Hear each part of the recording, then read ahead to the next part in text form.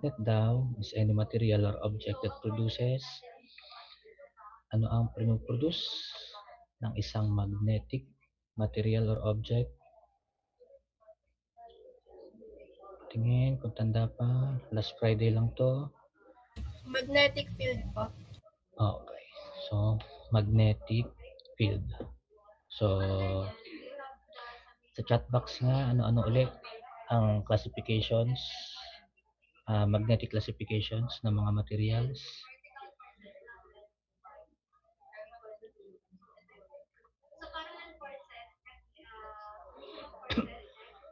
Chat box, ano yung tatlong magnetic classifications ng mga materials?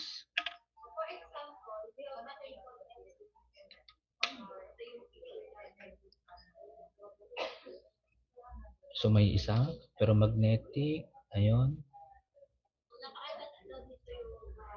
So ferromagnetic, paramagnetic, diamagnetic. Okay.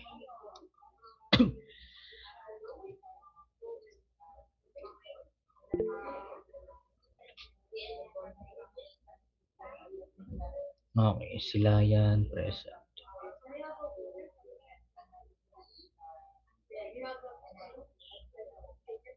Okay, so ano-ano naman yung tatlong types ng magnets. So kung kanina, magnetic classifications ng material. So ngayon, ano-ano naman yung types ng magnets again?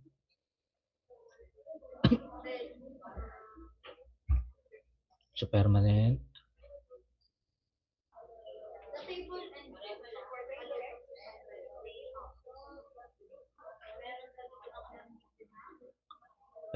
temporary, electromagnet. Okay, pwede na mag-prelims.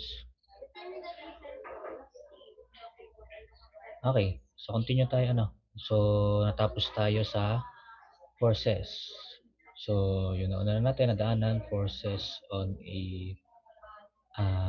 charged particle, forces on a straight conductor So next naman, naiwan natin forces between two parallel conductors.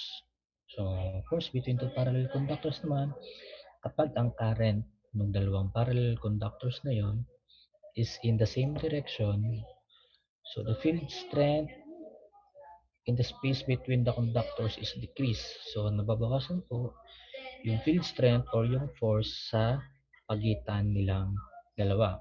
Bakit po?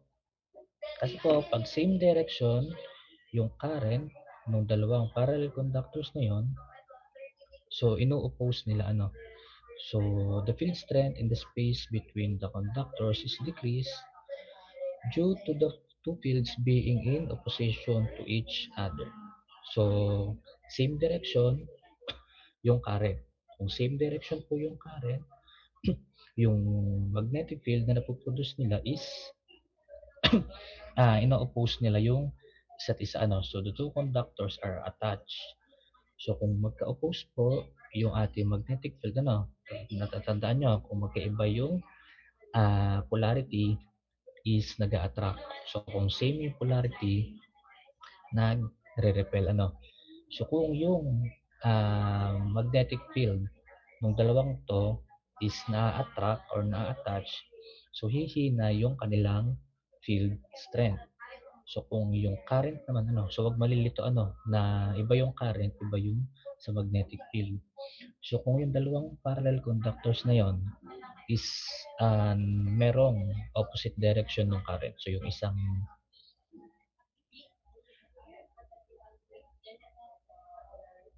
natin ito yung dalawang parallel conductors.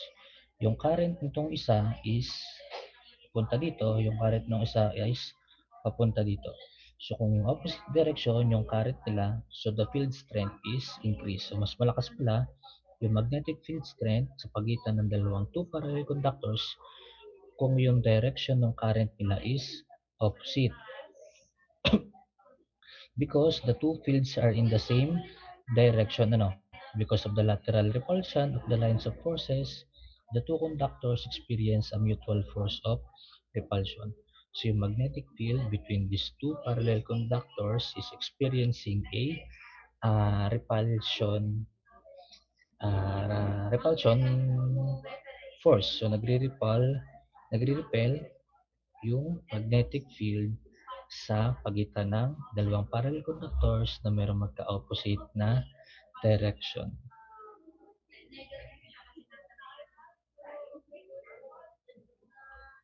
So magnetic forces between two straight wires with current. So, syempre, yung daanan na nga natin, no, pag meron daw dalawang charged particle, merong force na napoproduce, either attract or repel.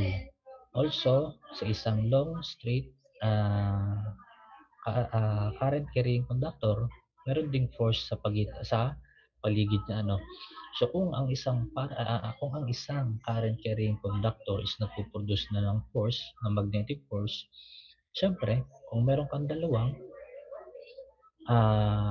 current carrying conductor, pag pinagtabi mo silang dalawa, meron din force sa pagitan nilang dalawa. Syempre, yung isa nga meron na ano pa yung dalawa. So formula for the magnetic force between two straight wires with current is force is equal to mu O times mu R times I1 times I2 times length over 2 pi d. So nakakalito lang yung nandito ano. Pero ito ay force is equal to mu O, mu R, and then I1. So I1 po is current ng ating first conductor. We have I2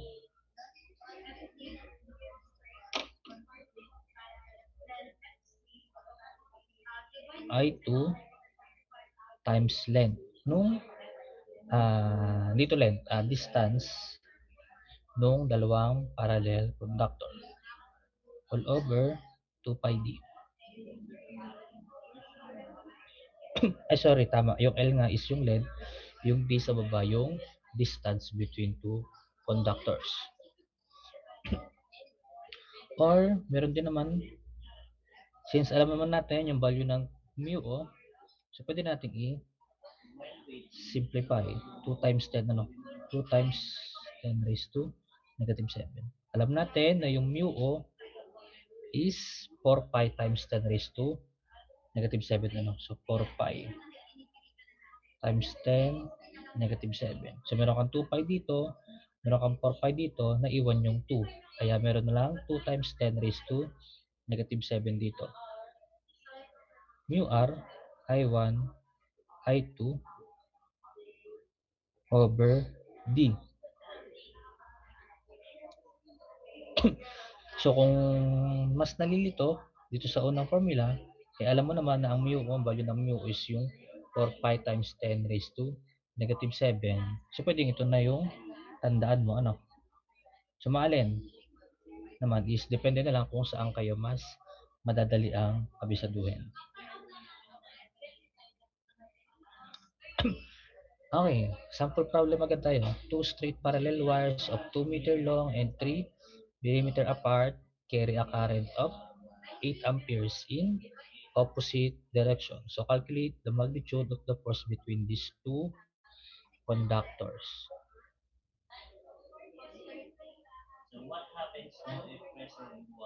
Again, two straight parallel wires of 2 meter long and 3 millimeter apart carry a current of 8 amperes in opposite direction. So calculate the magnitude of the force between these conductors. Ang ating formula natin, force is equal to mu O, mu R, I1, I2, length over 2 pi d. Mu natin, constant naman, kung hindi alam sa calculator, 4 pi times 10 raised to negative 7. So, hindi sinabi dito kung ano yung medium nila, material. So, pag ganon, sinabi ba? Wala, So, ang gamitin natin, permeability, relative permeability is yung air. So, ang air po, ang relative permeability ng air relative permeability ng air is equal to 1. So we have 1 here, and then current natin, sabi dito, meron daw sila parehas 8 amperes. 8, 8. Then yung length natin, yung length daw nung parallel wires na yun is 2 meters long. Over 2 pi, and yung distance nilang dalawa is 3 millimeters.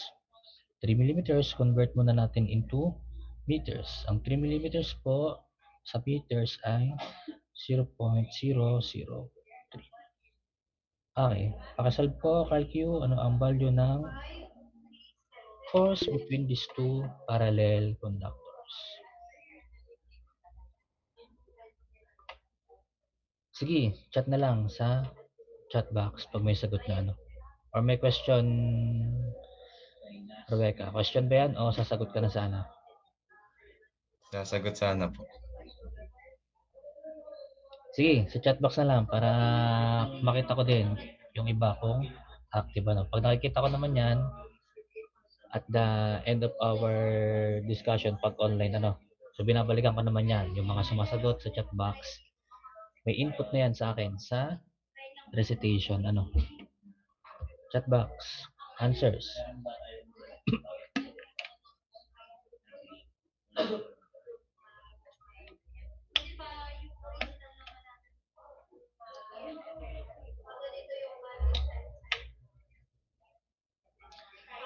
So kahit sabay-sabay ano, na magsagutan sa chat box, maraming nandyan. So binibilang ko yan as ano na rin, recitation ano. Considered na rin yan as class participation. So 8.533 times 10 raised to negative 3. So bakit meron tayong 4.26?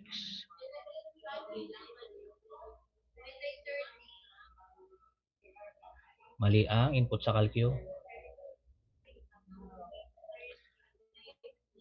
Mali po pala nga yung na-input, sir. Okay, so answer natin is 8.53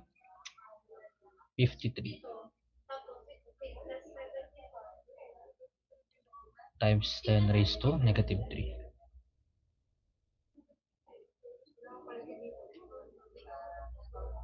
Newtons.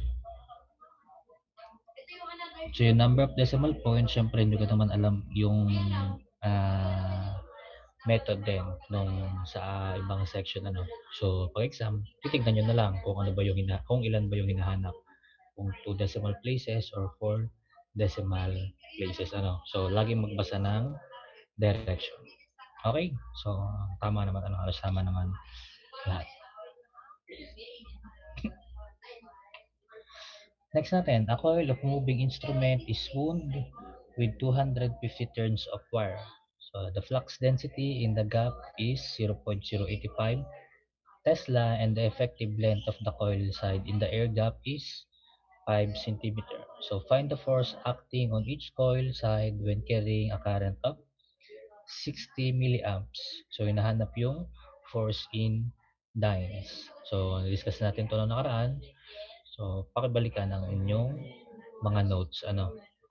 So pakisolve, and yun, pag meron ng sagot, chat natin sa chat box ano. So hindi ko muna i-ano yung solution para balikan nyo yung ano yung formula nito. So balikan, check ang formula nito, solve, and then answer sa chat box.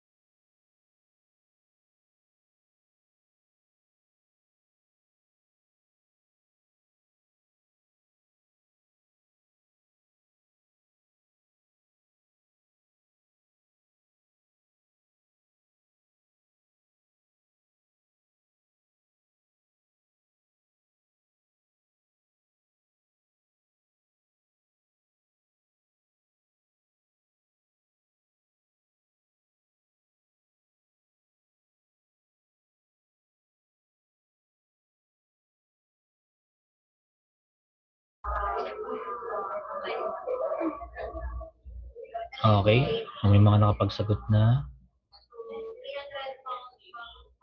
So, solve natin kung tayo ay parehas. So, sabi, a coil of moving instrument is wound with 250 turns of wires. The flux density in the gap is 0.085 Tesla and the effective length of the coil side in the air gap is 5 cm. So, find the force acting on each coil in each coil side when carrying a current of 60 milliamps. So, hinahanap natin force in dyne. So, babalikan nyo yung notes natin. May formula tayo pag force in dyne ang hinahanap. So, we have F equals yung ating Bill sign theta over 10. So, dito, yung ating length is dapat in centimeter. Meron pa tayong length, yun, merong given na 5 cm sa length. So, wag dun tatandaan nyo yun, pag force in dyne ang hinahanap, so naka-centimeter dapat yung length. So, wag nang i-convert, So, we have naman yung ating flux density, dapat daw is Gauss yung ating unit doon. So, paano i-convert yung Gauss into, paano i-convert yung flux density na Tesla into Gauss?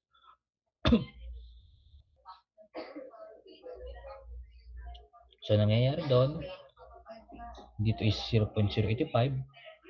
Tesla na to, dagdag nyo lang yung times 10 raised to 4, So, ang 0.085 Tesla is equivalent to 0.085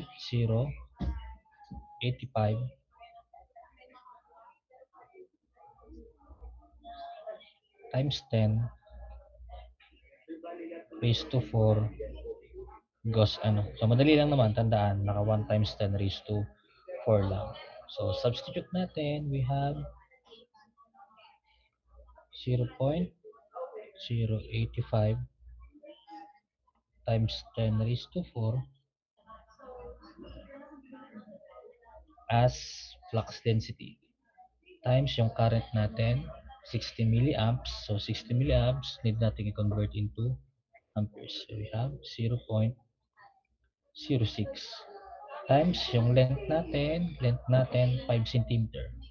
So, wag malilito, wag i-convert. Then, sin theta, hindi given kung ano yung angle. So, assume na 90 degrees, So, sin 90 naman is 1. All over 10. Answer.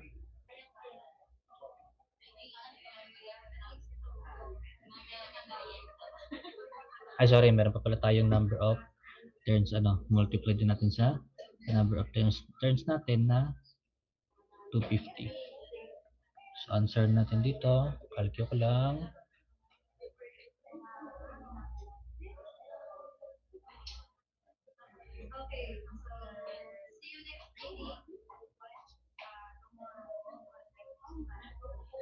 Zero 0.085 times 10 raised to 4 times 0.06 times 5 over 10 times 250. Okay, so we have 6,375 dynes. Okay, so karamihan naman is tama, 6,375 dynes.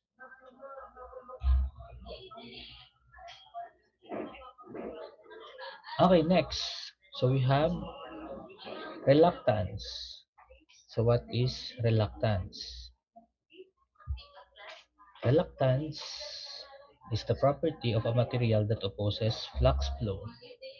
Parang pamiryal, nag-oppose ng flow. So kung sa magnetic circuit, reluctance, ang equivalent niyan sa electric circuit natin is yung resistance, ano. So kung sa electric circuit, resistance ang nag-oppose ng flow of current, sa magnetic circuit naman po, reluctance naman yung tawag doon.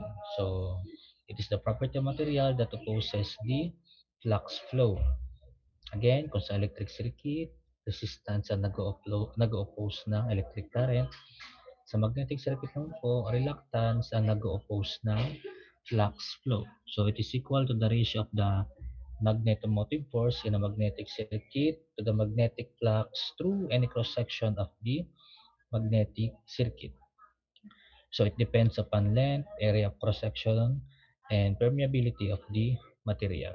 So kung babalikan nyo ang resistance, so halos same din, ano, andun yung length, andun yung diameter, andun yung resistivity ng material, ano, yung specific resistivity ng material. So halos same lang din siya kung sa magnetic circuit naman. So we have the formula. Ang unit for reluctance is ito. So we have the ampere turns per Weber. Formula natin, magnetomotive force over flux, or yung ating length of magnetic path over A mu o mu r. So yung L dito, mean length of the magnetic path. So yung mean length na yun is in meters.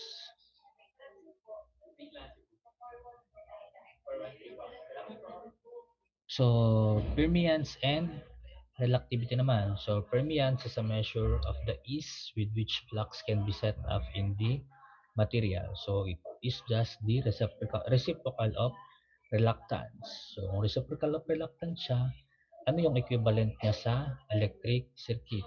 So kung equivalent niya sa electric circuit naman is yung ating conductance, ano. So sa electric circuit, resistance yung nag-oppose ng current. Conductance naman yung conductivity, ano, yung kung gaano kalakas mag-conduct ng electricity yung isang material. So kung sa magnetic circuit naman, ang reluctance naman is yung pumipigil sa flux flow. And then yung nag reciprocal naman ito, yung kakayahan na makapagpadaloy ng flux is yung permeance. So ang formula for permeance is 1 over R. So reciprocal lang naman no reluctance, ano. So we have, yun lang, binaliktad lang yung formula ng ating reluctance. So A mu o mu R over L. So reluctivity, reciprocal ng permeability naman, ano. Yung ating permeability, yung ating absolute permeability na mu o. So pag ginanapan kayo ng reluctivity, reciprocal naman yun ng permeability. Okay. Problem 7 tayo. Okay, so pakitry sagutan, ano. Ganun ulit, sagot, and then your answer sa chat box.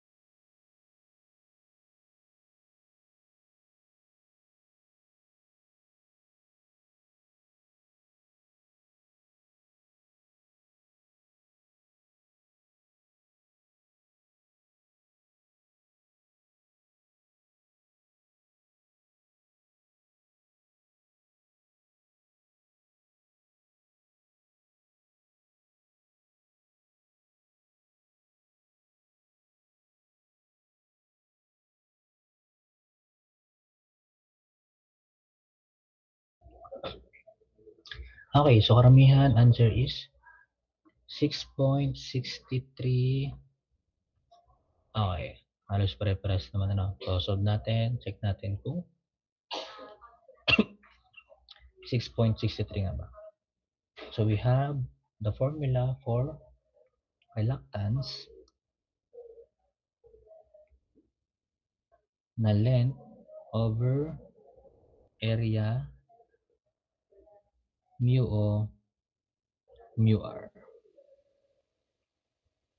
So we have the length of 5 centimeter.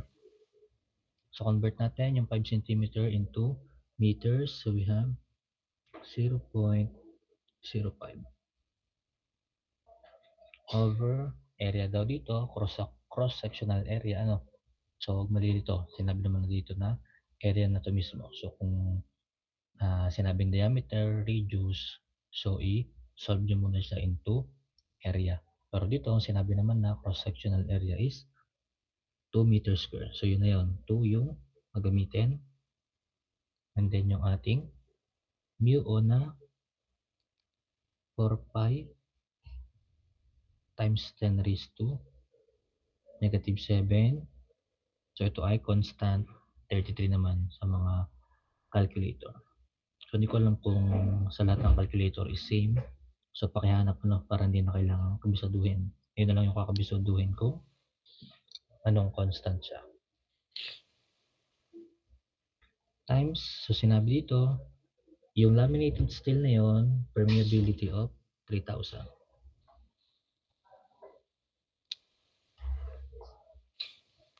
So we have value of reluctance as 0.05 over 2 times mu o times 3,000. So we have 6.6380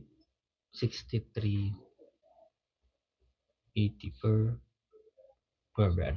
So tama naman, halos lahat tama naman yung sagot. O baka yung iba na copy paste na lang nung iba. Hindi naman. Okay.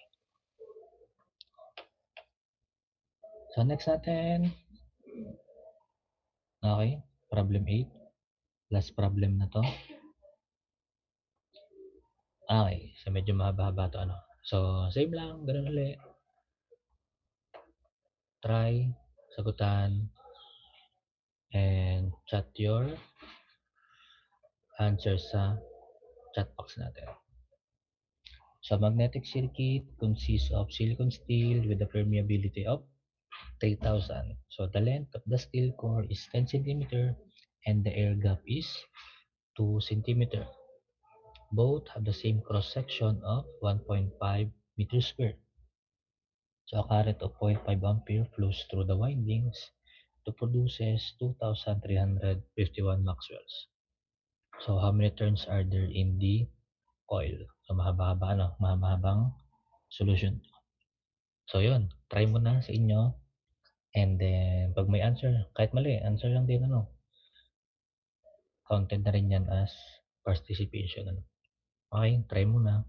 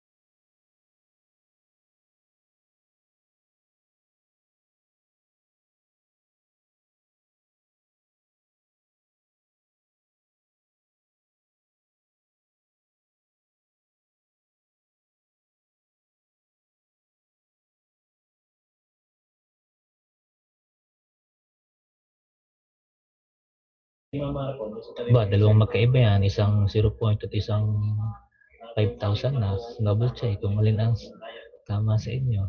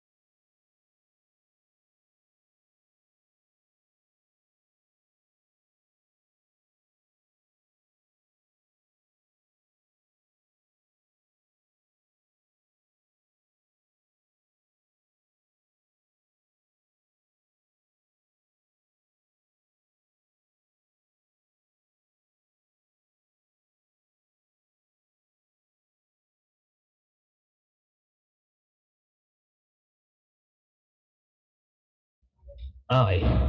Check natin na. So, hinahanap how many turns are there in the coil.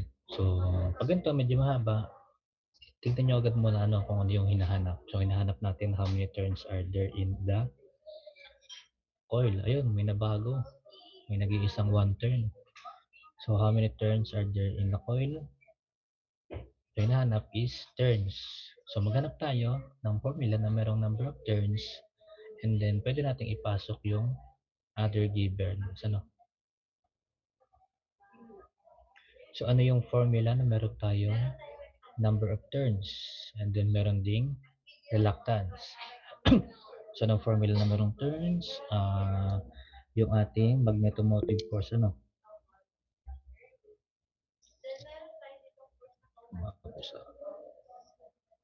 we have magnetomotive force, MMF, na equals Ni. Ayun, meron tayong number of turns. So, paano natin kukunin yung current? Meron ba? May current. Yung MMF natin, alam ba natin? Hindi natin alam. Pero, meron tayong formula kanina na ang reluctance daw is magnetomotive force over flux. So, ang MMF pala, MMF is equal to reluctance over multiply by the flux.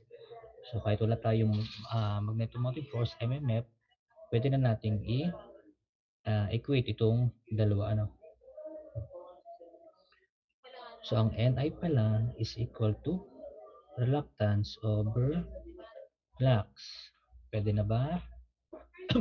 May flux na ba tayo? Meron. Reluctance. Check natin. So, ang kailangan nating reluctance dito is total reluctance. Since ito ay magkaibang material, meron tayong sa air and meron tayong sa steel. So, ang kailangan po natin gamitin dito is yung ating total reluctance. So, solve natin. Total reluctance is equal to reluctance po ng steel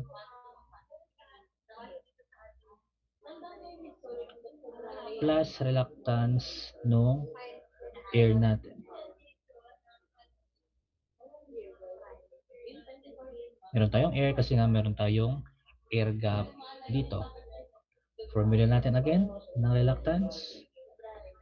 Reluctance natin is length over area mu O mu R. So, solve natin yung reluctance ng steel and reluctance ng air gamit itong formula na to.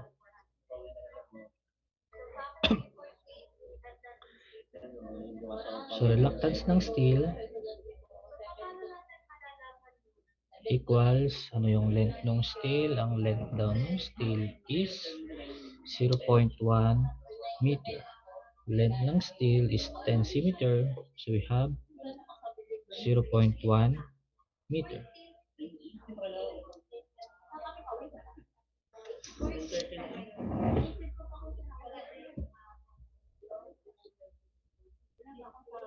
0.1 over area natin. Ano yung area? Both daw have the same cross-section of 1.5 meters squared. So we have 1.5. Mu natin, constant naman ano. Alam nyo na yung value ng constant, ito na lang ilalagay ko at parang di sayang sa tinta. Mu r natin. Ang mu r, sabi dito, relative permeability ng ating steel is 3,000. Since steel yung ating sinusod, ito ay 3,000. So, ang answer natin dito, ang reluctance ng steel is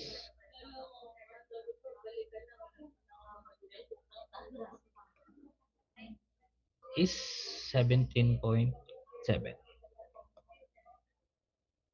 Okay, meron na tayong steel. Solve naman natin reluctance ng air natin. Reluctance ng air equals ano yung distance, yung length nung sa air gap natin. Yung air gap natin 2 cm daw. So yung length natin dito 0.02 over yung area same lang daw na 1.5 meters. Then yung ating mu and ang relative permeability po ng air is 1. So we have the relativity ng reluctance ng air is 10,612. Kaya ang ating total reluctance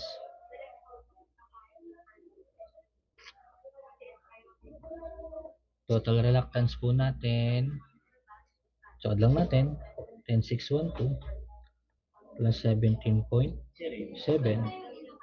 equals, so we have around 10,600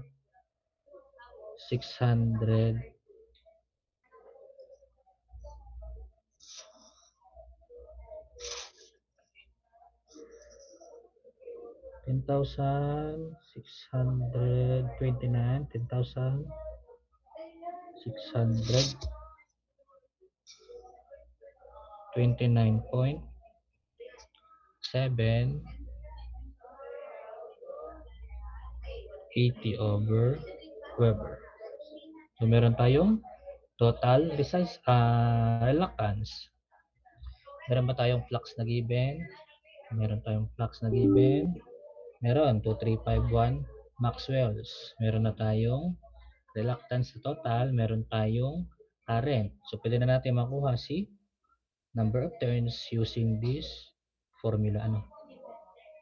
Pero yung given po natin na flux is in Maxwell. So need natin i-convert muna into SI unit natin, which is into Weber.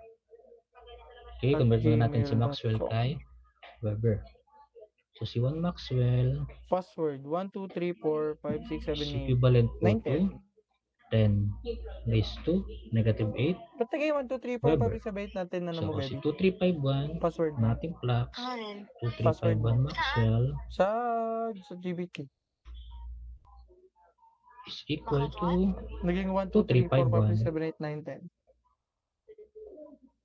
times 10 raised to negative 8 Weber. Naging ganun eh. Ayun o. So, solve na natin. Number of turns equals Joke lang. It's a park. reluctance It's a flux park over or room current. So, from descuradayas. this formula, Baby, check your device. Top solve natin yes. si number of turns. Reluctance natin, 10,629.7. Kakanood ko ng Flux ano to. natin na Kakanood ko to ng ano 2,351 ng times Sanraku. 10 raised to negative 8 Shangri-La over Frontier. current natin na current daw natin dito is Tulad mo ako sa'yo, baby. 0.5 amperes. Tama ba? Okay. Current up, 0.5 amperes. Kung ganyan-ganyan ka dyan, mamaya totoo naman pala. Hindi totoo yun. So, number of turns, calculate ko lang. Ay, nako. Ayun na ko. Nakakainis nga yung email ko eh. Alam mo kung bakit? Kasi Bakit? 29. ang dami kong pinagsisisihan na times ano, 2351 na mga, Yung pangalan? kunyari, Food Panda, Timo, yung mga times 10 ganon. raised to negative 8 Ko, Baby, pwede over mong 0.5. pwede mo unsubscribe yun? So, ang lumabas po is like, you know, 0.4998. Ba't kasi nagsusubscribe pag nagawa ng account, may option naman yun, hindi mo kasi tinitingnan eh. Basta ka turns. login ng login eh. Baby, So, check mo lang sagot naman nyo, yun, nandun lang karamihan yun. naman is Katabi nung create account, yung accept 0.4997 na lang. condition, So, ano tapos yung nakalagay, receive ginamit ng mga newsletter. naka Diba na di mo lang ito? 5,000 turns? Ay, hindi na divide ano. Oo, at the moment, tapos naiinis siya kasi Yung sa nagsasend Maxwell niya. siguro, baka hindi nyo na-convert yung Maxwell. May mic ako kanina pa. F4. wow. Si Shabol. So, Hello? 0.4998 turns. So, practically, mathematically, wala namang kalahating turns. Hindi mo naman kayang gumawa 0.4997 turns. Sige nga, try nyo nga. Mag-ikot nga kayo ng point. Kahit kayo na lang, sa sarili nyo, tumayo kayo, umikot kayo ng 0.4998 So, ang assign natin dito, mathematically, is para ma-achieve natin yung hinahanap natin dito, ma-achieve natin yung kailangan nilang amperes and flux. So, need natin ng at least one turn, ng at least one turn. So, one turn, mathematically, yung final answer natin, Kasi nga, again, wala namang turn na in decimal. So, we have one turn. So, kung nagsabay yan sa choices, kung meron mang choices, edi so one turn pa rin, kasi nga naman, practicality, mathematically, wala namang turns na 0.49. So, kung meron choices, wala yung one turn, pero nandyan yung 0.498, edi yun,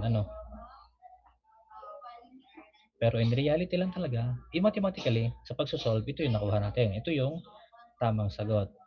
Pero in reality, wala naman, hindi naman natin kayang gumawa ng 0.4998 thirds, So, need natin maka one turn at least man lang para makuha natin yung flux na hinahanap kanina. Okay. So, ito lang, comparison between magnetic and electric circuits. So, comparison between magnetic and electric circuits. So, ganun nga, kino-compare ko naman yon ng mga nakaraan pa na discussion natin na meron tayong electrical circuits. Yan yung inyong voltage, current, resistance. So, kung meron kayong electric circuits, meron din naman tayong magnetic circuits. Although magnetic and electric circuits have many points of similarity, they are not analogous in all aspects, in all in all aspects. So, ang comparison of the two is given below. So, lagi yun, ang magnetic circuits po, mayroon tayong material. Itong material na to, either steel or man, kaya lagi tayong binibigay ng relative permeability, And then, syempre, may naka-coil of wire. Okay, so yan po yung buo ng ating magnetic circuit. So, meron tayong relative permeability ng material mismo, ano yung area niya, gaano ba kahaba yun, and number of turns, at saka yung current nung dumadaloy doon sa naka-coil of wire, So similarities between magnetic and electric circuits. So ito yung ating magnetic. So the closed path for magnetic flux is called magnetic circuit. So the closed path for electric current is called electric circuit. So pag meron kayong closed path electric current, ayun yung ating electric circuit. So kung meron naman kayong closed path for magnetic flux, meron kayong magnetic circuit. So ano yung flow? Ano yung dumadaloy sa bawat circuit? Kay magnetic circuit, ang dumadaloy is si flux natin. Kay electric circuit, ang dumadaloy naman is si current. So flux natin, yun yung magnetomotive force over reluctance. So kay current naman, ayun yung EMF over resistance. So electromotive force, so yung force over yung nagre-resist sa kanya So halos same lang. Meron kang magnetomotive force, meron nagre-resist sa kanya. Meron kang electromotive force, may nagre-resist sa kanya So yun yung flow. Kung may dumadaloy, mayroong nagre-resist. So flux, ayun yung dumadaloy kay magnetic circuit. Si current, ayun yung dumadaloy kay electric circuit. So si current natin, flux is in Weber. So current natin in ampere. So yung magnetomotive force, yun yung ating ampere turns. Electromotive force is in voltage. So reluctance natin, 1 over, andito 1, length over area over length over area mu o mu r. Yun yung reluctance natin. Kay resistance naman, ang resistance natin, ito mayroong resistivity times length over area So permeance, ito yung kakayahan na magpadaloy ng magnetic flux. Kaya siya ay reciprocal ng reluctance, 1 over reluctance. Electric circuit, conductance naman siya so 1 over resistance. So mukhang tanda pa naman yan. So permeability, yun yung mu, conductivity natin, 1 over yung specific resistance. So we have flux density, current density, magnetic intensity, electric intensity. So yun yung similarities. Ano naman yung kanilang differences? So differences, so in fact, the magnetic flux does not flow, but it sets up in the magnetic circuit. So basically, molecular poles are aligned. So kay electric circuit, yung electrons actually flows in an electric circuit. So sinasabi ko kanina, yung magnetic flux is lang siya, analogy na parang siya yung dumadaloy, equivalent kay electric circuit which is the current. Pero sabi dito, magnetic flux does not flow but it sets up in the magnetic circuit. So hindi talaga siya dumadaloy, kumbaga hindi siya nagfo-flow lang talaga siya. Meron na lang talaga magnetic field na napoproduce, meron tayong magnetic flux. So for magnetic flux, there is no perfect insulator. So it can be set up even in the non-magnetic materials like air, rubber, glass, etc. With reasonable MMF. So for electric current, there are large number of perfect insulators. So glass, air, rubber, which do not allow it follow through them under the normal conditions. So for electric current, meron talaga mga perfect insulator. So kahit gaano kataas yung current, hindi mo siya mapapadaloy dun sa material na yon. Hindi siya gaya sa magnetic flux, sa magnetic circuit, lahat ng bagay pwede nyong padaanan ng magnetic flux. Kasi nga, syempre, andun pa rin yung tulong ng ating coil of wire. Kasi nga po, pag meron tayong coil of wire, meron na tayong napoproduce na magnetic flux. So kahit ano pang material ang gamitin mo kay magnetic circuit, meron at merong mapoproduce na magnetic flux.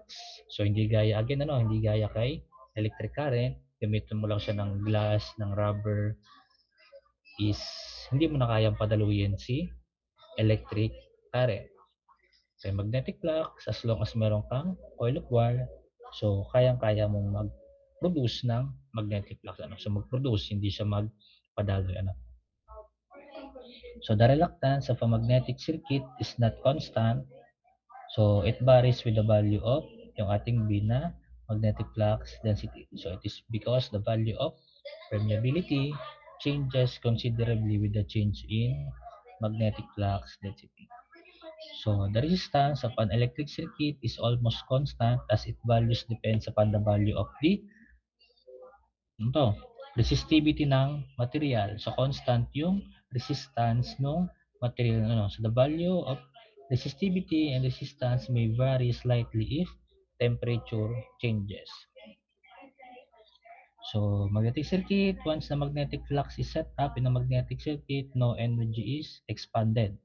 However, a small amount of energy is required at the start to create flux in the circuit.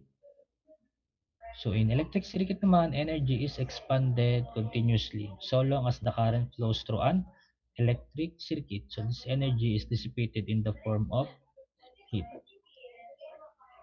Okay, so that's the end for chapter 2 natin, magnetism and electromagnetism. Ibang kasi 2 hours pala tayo ngayon dapat ano. So 1 hour tinapos natin yung chapter 2. Question po kay magnetism and electromagnetism.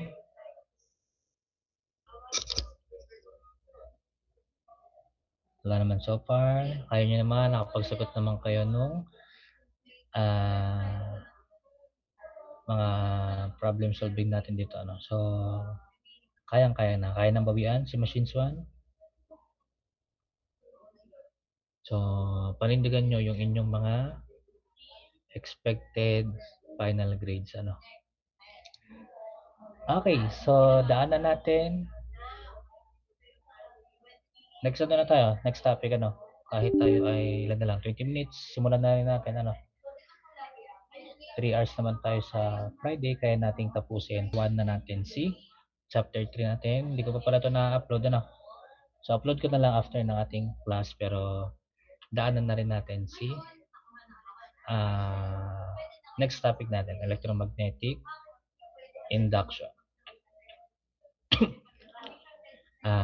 Wait lang, 5 minutes lang ano, papahinga lang ako ng boses ng 5 minutes. So 10:45, daanan natin ng 15 minutes ano, para hindi tayo masyadong magabol ng oras. 10:45.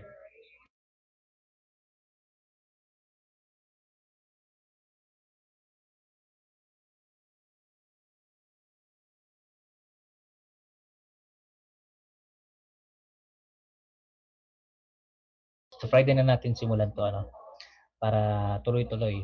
Mabibitin lang tayo kung isimulan natin to ng konti ano. So Friday naman, 3 hours naman tayo sa Friday.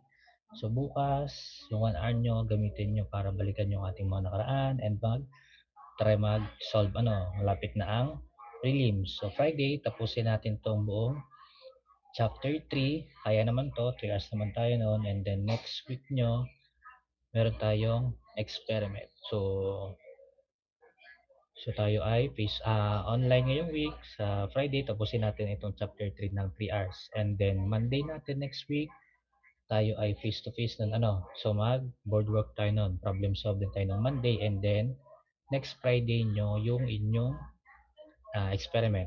Karoon tayo ng experiment. So sesend ko na lang sa stream kung ano yung mga kailangan nyo ano. So next Friday pa naman yun. Okay po. So, yun lang for today. Tapos lang natin ang chapter 2. Continuation tayo. Chapter 3. Full chapter 10 ng Friday. Okay po. So, yun lang. Class dismiss. Magkalmusal. And then, attend na ng next class nyo. Ano. Okay po. Thank you. Thank you po, sir. Thank you po, sir. Thank you po, sir. Thank you po.